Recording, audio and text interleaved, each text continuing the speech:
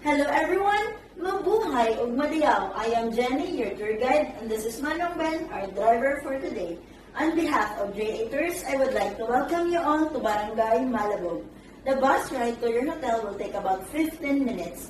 Right now, I would like to take a minute to familiarize you with the area and discuss some brief safety precautions. First, please remain in your seat until we arrive at our destination and refrain from eating and drinking while on the bus.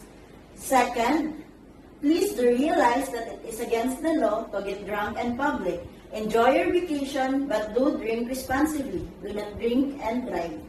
Third, please synchronize your time with me. And now, it's 8 a.m. in the morning. Lastly, take nothing but pictures, leave nothing but footprints, and kill nothing but time.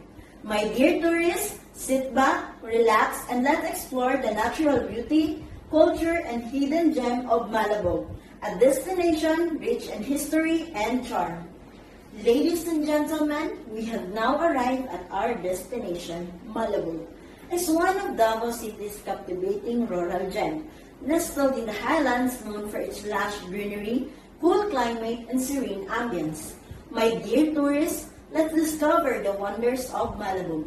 Begin your adventure with a trip to Binaton and Malapangi Peak, where breathtaking views and lush trails awaits.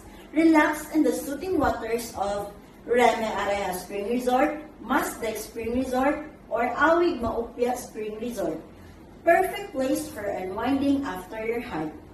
Next, immerse yourself in the serene beauty of the Camp Iliaga Lake, a perfect place for camping, picnicking, or simply basking its calm ambience. Or visit the enchanting Procurato and hidden highland waterfalls, where nature powers and tranquility meets. And lastly, end your adventure by connecting with the Ata Manugo tribe, the heart of Malabog culture. Take home some of their handmade crafts as a souvenir for this unforgettable experience. As our Malabog tours comes to an end, we hope you've enjoyed the perfect blend of nature and culture, whether trekking peaks, relaxing in springs, or connecting with the Ata Manugo tribe.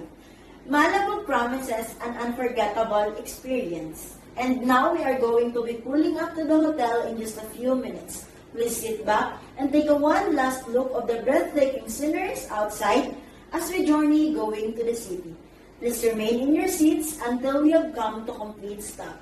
Manong Ben will be meeting us at the bus to help you with your bags. Before you go, please double check all your personal items are with you.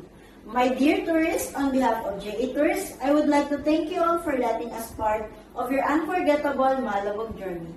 We hope that the beauty and spirit of Malabog stay with you wherever you go. Mabuhay ug madayaw. Daghang salamat.